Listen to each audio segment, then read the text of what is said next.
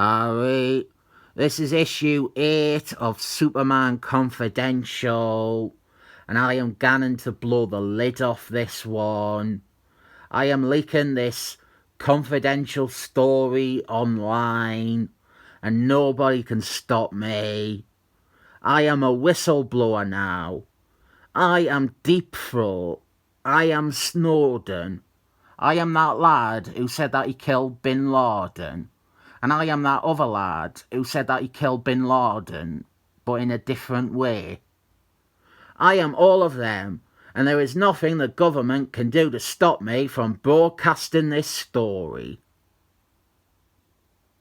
I did actually know someone who got into bother for something like that. At college, one of my classmates, James Dunhill, he got into trouble for uploading classified information to YouTube. It was a visitor's video for HMP Durham, the local prison for scallywags and skagheads. MI5 came to visit him one day when he was working at McDonald's in Bishop Auckland. They made him remove the video. It is very possible. This is a conspiracy theory, but I think it is very possible he was turned after that. He was made into a CI, an informant for MI5. 6 months later, he moved to China. He moved to China after, in the 2 years that I had known him, never once hinting that was what he was planning to do with his life. He had always wanted to be a redcoat at Butlins. And I didn't think China even have Butlins. If any Chinese officials are watching, I'm not saying he is definitely a mole, but keep your eyes on him if he is around any sensitive documents. Invasion plans, military schematics, that sort of stuff.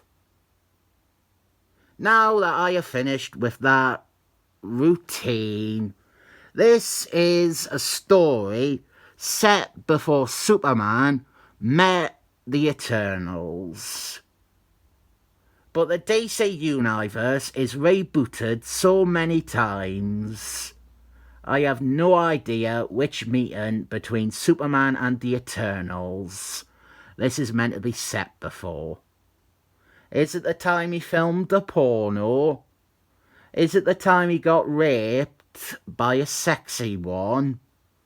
Is it before this one? Is it before Superman's pal, Ricky Olsen? I didn't know. This is meant to be an untold story, showing us the first time that Superman ever met them. The problem we have here is that therefore any encounter between Superman and the Eternals that predates whichever one this is set before, it has to be so unremarkable that Superman never mentioned it before. Really, that is a problem with any and all Untold Tales. This opening salvo, it has Superman thwarting the machinations of Victor Volcanum. It sounds like a shit joke character that they have come up with just for this. But no, he comes straight from Jack Quimby's Superman's pal, Ricky Olsen. I didn't get that far. I drew the line at fucking Goody Rickles. I cannot read anything nowadays without Canon. Well, at least it's better than Goody Rickles. So it would seem that this has to be set after Superman's pal, Ricky Olsen.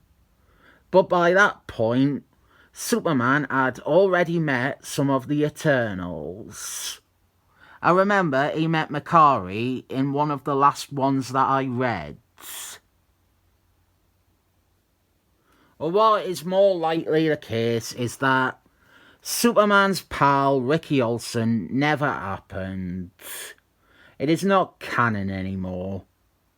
Stuff from it will show up and be treated like both the characters and we the readers know what they are. But those issues are not canon because they were pre-Christmas on Infinite Earths. I think this is maybe meant to act as a retelling of those odd Jack Quimby stories. I don't know. It's fucking not clear, which is always the problem with DC's continuity. Here is something simple though.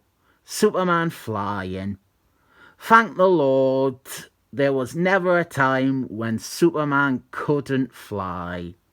That has always been a constant in continuity. And there was never a period where it was anything different. Like where he just jumped really far instead. Superman has gone to look into some young kids with a supercar. It is the Infinity People, and he is interested in them because they could be aliens like he is, and they are being attacked by parrot demons. So Superman lends a hand. I felt this action was a bit stiff. It wasn't that good, and the dialogue during it felt awkward and very first draft. But what is worse is a terribly placed double-page advert. It's amazing that comics still manage to do this. They will have a page of story that, in this case, it was someone speaking from off-panel, and so the next page should be clarifying who it is that is speaking, but instead we have an advert breaking it up.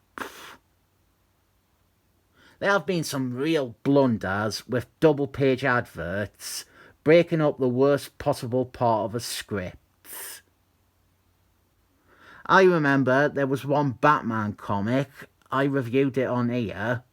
They had a double-page ad after a countdown timer hit 1.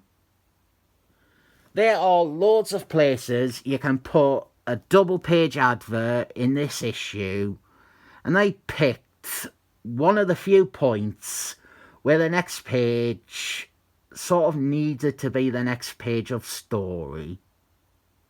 It is the Infinity People. They are all together. The Infinity People are... I don't know. I have never read it. Jack Quimby creations. They have shown up in plenty of other things that I have read, but I am still basically clueless. They were in Miracle Man. I remember they came to dinner in there. That was when I first encountered them. They were in Death of the Eternals. They were in Simon Waltonson's Onion, probably a bunch. And I fuck all about them. They did clue me into some of their names, which I had no chance of guessing before reading this. I knew that one was called Beautiful Dreamer, because there is also a Marvel character called that. And I know that they combine together, they do a Voltron, and they become a thing called Drax, which I also only know because there is also a Marvel character with that name. Before I forget, I ate this page here. Bad, self-aware comedy shite about Superman being a corny name. This also, it didn't do a great job at all of introducing or setting up the Infinity People. I didn't even know if they named all of them in this issue. But what is happening is one of the Infinity People, Beautiful Dreamer, she has been captured by Darkseid. Darkseid wants to use her psychic powers to read the minds of everybody on Earth, to learn the portion of the world annihilation incantation formula that is on Earth. See, that bit I understood. Superman and the Infinity People, they break in to liberate her, and the writing is bad because it is both trying to be art school but also modern. It doesn't commit to either, which makes it worse than Canon full in on art school or modern.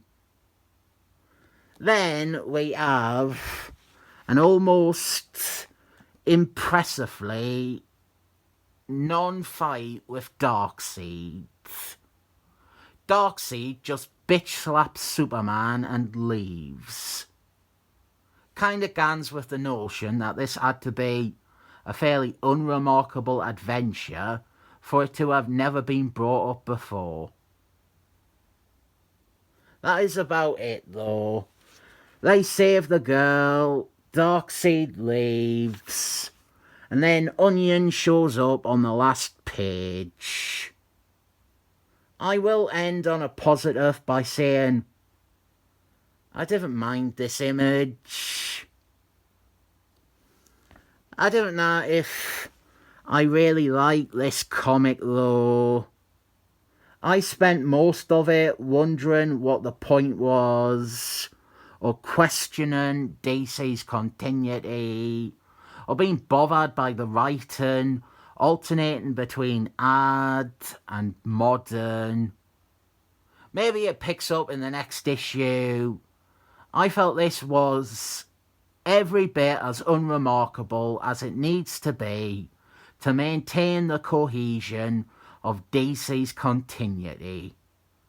I understand why Superman has never mentioned this quick and uneventful encounter with the Infinity People before. That's why 7 thumbs up.